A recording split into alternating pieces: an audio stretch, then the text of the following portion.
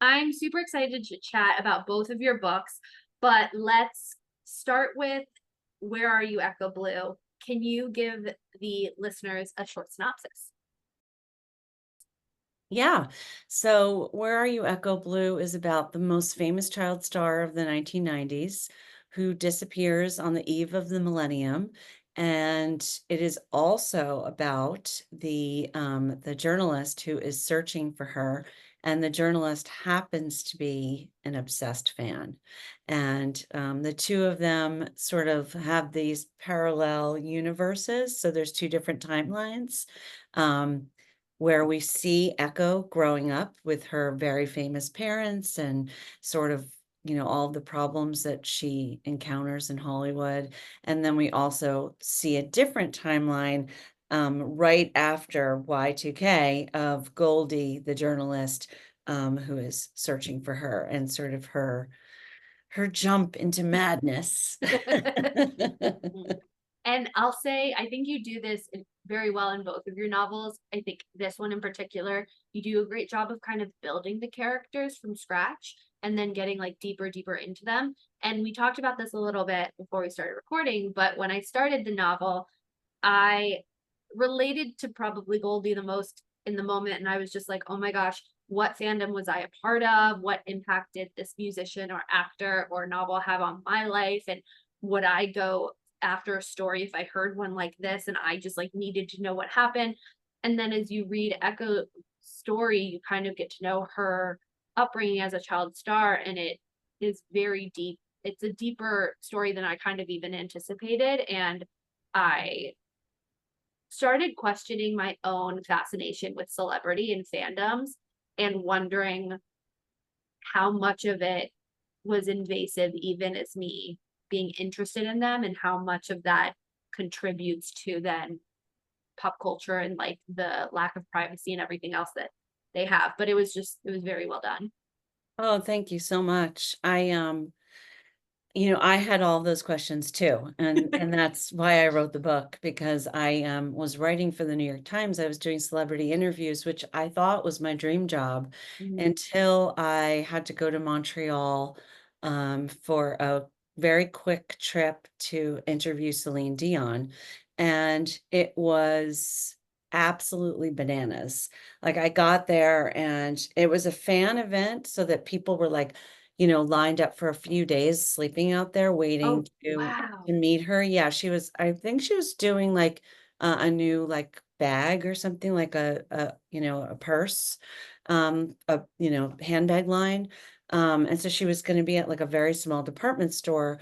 And so I got there and I started interviewing and talking to a lot of the people, and they had like Celine Dion tattoos and they had seen so many of her shows. And I have to say I've always loved Celine Dion, and I knew that she had like a very intense fan base, but Yeah. it is only until you meet people face to face and they're like, this person's literally saved my life. Yeah. It's very hard to believe and understand that intensity because it's not just one person, it's every single person has the Hmm. same exact feeling. So you're Yeah. just like, whoa. So then when she arrived, she's like this small person, very thin. She has this like pink dress on, flowy, and all these people are like flipping the fuck out. I'm sorry. I'm No, you can hoping curse. no, they're like flipping out, screaming on cars. I mean, and she had Yeah. security. Of Yeah. course, she's fine. She had tons of Yeah. security. But I'm standing there like, this is too crazy. This is way too crazy. Yeah. I don't understand what's happening here. And it really actually scared me. Yeah. Um, and then when I saw her, doing the line of people, when we were inside and she was like shake someone's hand, everybody had about 30 seconds and then you got to go. And you get a picture and she's like the most generous person, of course, like Yeah. how would she be any other way? Any other way? Yeah. She's fabulous. But I just thought, what is this taking out of her Mm, to give so much of herself to these hysterically crying people who she means this much to them, mhm. and then walk away. I'm like, are you exhausted? Do you just Yeah, like, I love this, and I love all these people. She's yeah, exhausted. yeah, And then after that, I, interviewed Tatum O'Neal, who was one of my idols growing up, and, some people don't know who she is now because she's, probably in her late 50s or early mhm, 60s, but when she, was 10 years old, she was the youngest person to win an Academy Award, for the movie Paper Moon, which is a fantastic movie, and she was in it with her father, and they had a very tumultuous relationship, even her at a young age. He was extremely jealous of her award, mm, and in her book, she has talked about how he slapped her when he found out that she was, nominated for the award. So, when I interviewed her and I knew her whole story, that she had really struggled with drug addiction, and she was married to John yeah, McEnroe and had this very public divorce, and, um, I just kept thinking to myself, like, this is the other side of fame that is so dangerous, and, and makes you so vulnerable and can create such chaos in your life. It's yeah, not controlled.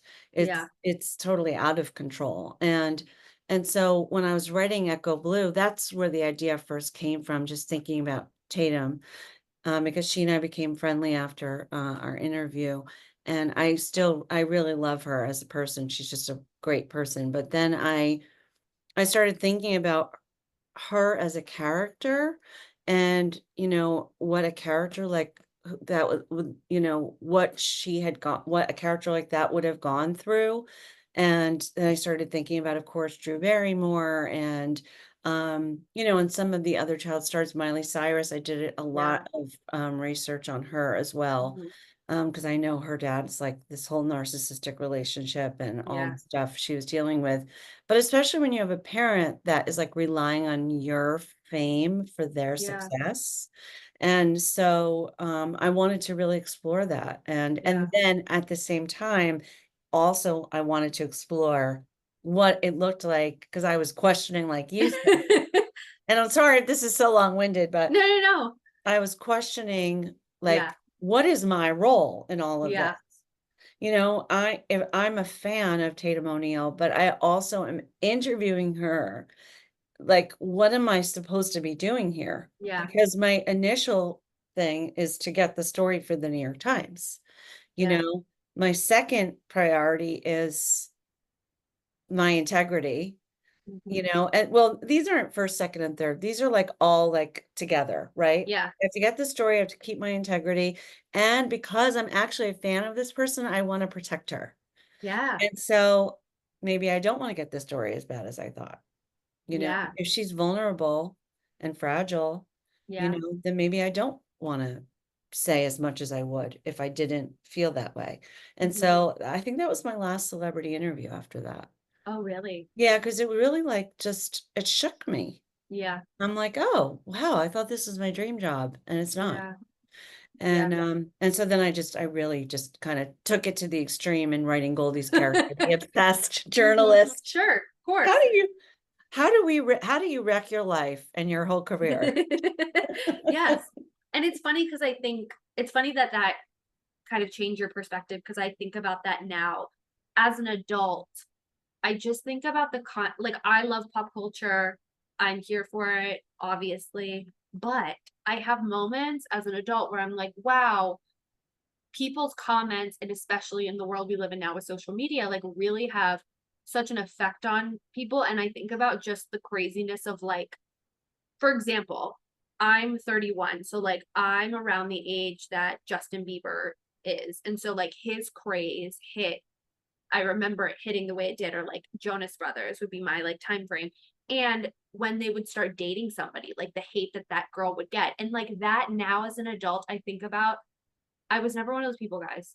My love was One Direction, still love Harry Styles, still love him, but I'm just saying, like, the thought process of that now as an adult where, like, people felt, A, that their opinion of that other person that they're dating mattered, the attack that you would get, and the fact that social media has become as big as it is, and people still continue to do that, is like so crazy to me.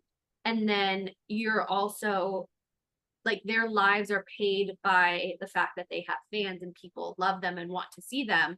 So you're contributing to like their success, but at what cost, and like where is the balance in that? And I think that that's such an interesting, just like it's just so wild to me. It's just like such a weird feeling as an adult to think about fandom that way. And then the other side of that is, don't get me started on how men in sports, I don't want to hear how teenage girls at a Justin Bieber concert are annoying, when I've seen men flip out at sports and like sports players to the same level and pay the Oh, same amount for a ticket. oh, 100%. That's just silly stuff, of course. Everybody like has that's the thing about fan culture and about celebrity culture, is that it exists for everybody. Yeah. It's very few people that it doesn't exist for.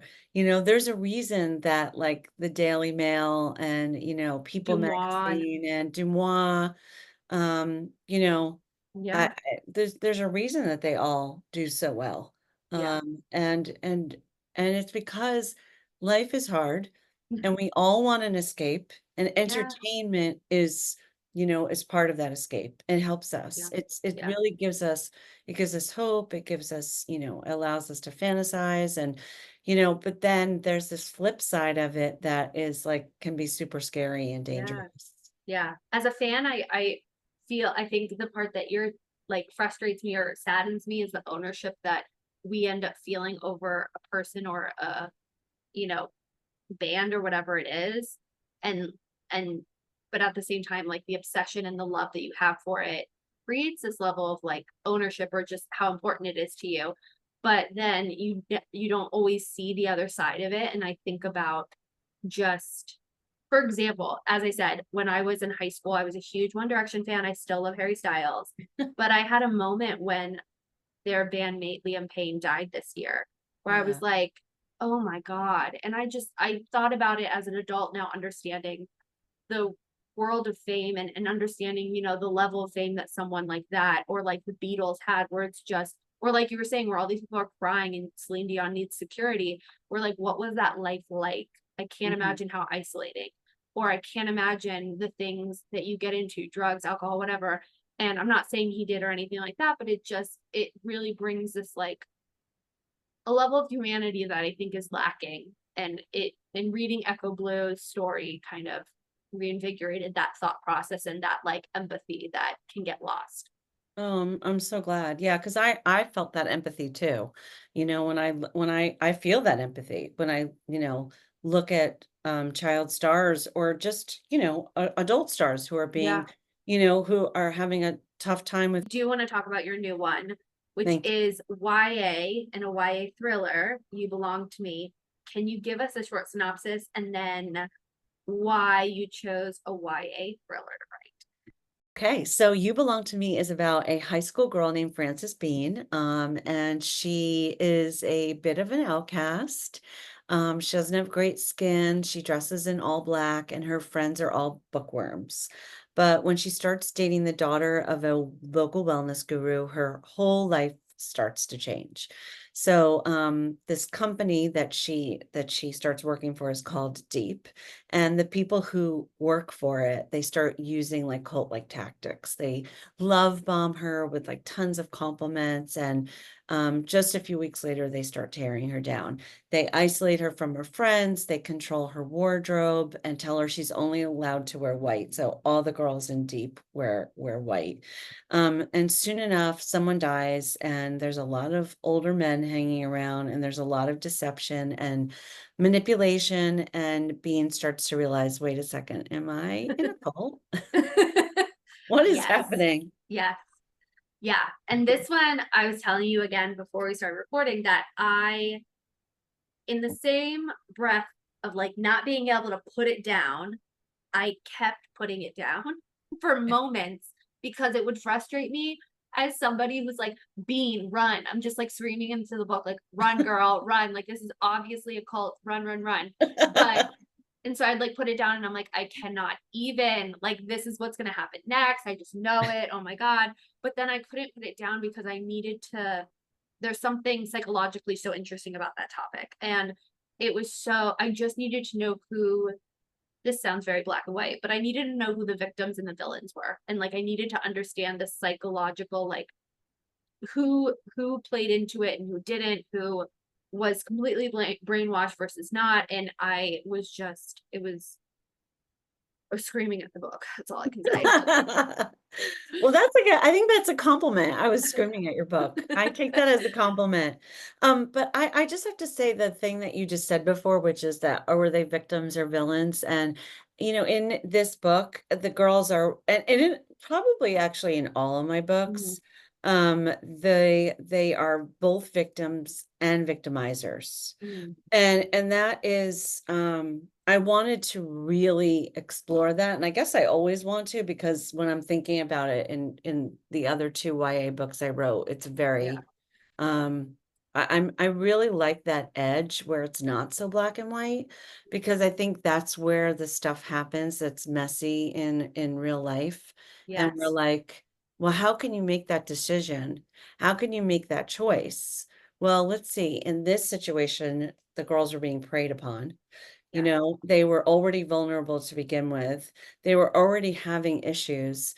And so, of course, the leaders of a wellness company, it makes perfect sense that these beautiful people with all this money, everybody wears white, they look so perfect and innocent, and they Yeah. have beautiful skin and, glossy lips, and they drink turmeric shots and matcha and meditation. And Dina Yeah. Patterson has a whole entire spa in her basement. Mhm. How can you not get sucked into that? Yeah. Seriously, I mean, how can you not? And I think that is really what I wanted to explore. And a friend of mine read tarot cards to me last year, and she said, "Oh, your tarot, these are really saying you really need to cry." And I was like, "I don't see that, girl." Are we looking at the same cards? But it was so funny that she said that, because she was like, "You have to let it out. Let it out." And I'm like, Yeah. "I thought I've been letting it out." But I guess I wasn't, and she was right. Yeah. I That's so wasn't. interesting. So I know that sounds odd, like, "Oh, what do I do in these times of stress?" Yeah.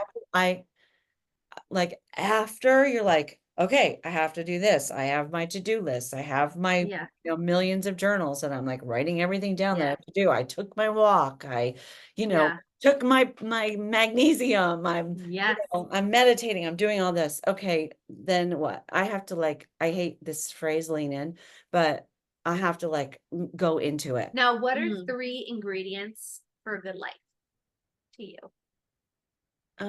Okay, so I think that you have to have, your friends. You have to talk to people, and Mhm. you have to have relationships with people. I don't mean romantic relationships. I mean any relationships. Because I think that there are, like, studies about, like, that we are living in a much more isolated world than we ever have.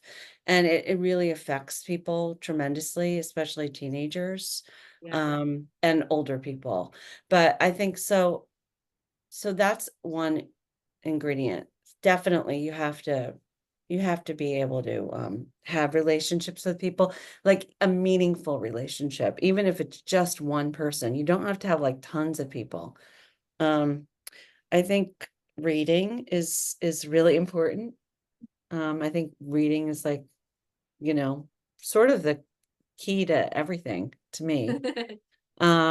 Because I think it just helps you escape your world, Mhm. and you learn about other worlds, and I'm like, reading is fundamental. Yeah. But it's true. It's of Mhm. course it's true. I'm we're book people. Yeah. Um, and yeah, I think like compassion and self-compassion and forgiveness for yourself, because we're so hard on ourselves. And as I've, just gotten older, I just we're so mean to ourselves, and we have to be able to say, okay, this is okay. So you did this, this happened.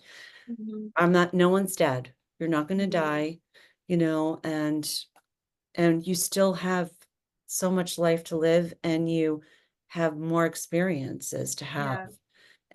And it's okay if you said the wrong thing at a party. It's okay if you wrote a terrible book. It's you know, we just have to, I think the practice of self-compassion is just uh, and it's a constant practice, but I think that's really important. That is important. Now, my favorite and final question, believe it or not, is what would you do if you knew you wouldn't fail? You wouldn't fail, because Mhm. fail is such a heavy word, isn't it? Mhm. It's such a heavy word. And it's funny because the interpretation of this is different. Because I had a friend on here, and failure to her, I guess the definition was that it wouldn't work. And she was like, I'd want to make an underwater community where humans could like breathe underwater and live. Wow. Meanwhile, I had somebody else who's on here who is a book content creator, and she's like, I love music. I think I'd want to like actually pursue that. And I was like, you could do that. So it's like her dream. So people have different interpretations of, failure, whether it's you would fail or the concept itself seems impossible and it wouldn't exist or work. So Oh my goodness. Okay, now I'm really lost. I think I would still have to just go back to writing like a book that was like just a very, um, a deep intersectional book about different families and relationships, and it would be like a big book, oh, like a big book. you said And that at the beginning. You I want to did, write a longer book. I did, and it would, be in, it would be in third person, so it would not be in first person. Yeah. And it would, because that is terrifies me, third person. Mm. And so yeah, it would be a very big book in third person about multiple families whose lives Well, intersect. Hayley, thank you so much for being here. I really appreciate you taking any ounce of your time to chat with me. And I know the prep that went into thinking about the answers for these questions, so I greatly appreciated it. Thank you so much for having me. This was really so much fun talking to you. I'm glad. And where can everybody find you and where can they get your books? Yeah, so you can get my book at any independent bookstore. If they don't have it, you can ask them to order it, or you could get it on, at your local library. And of course, you could get it in Barnes and Noble or Amazon, or big places like that. And you could find me at HayleyKrischer.net. And I'm also on Instagram, I would say the most.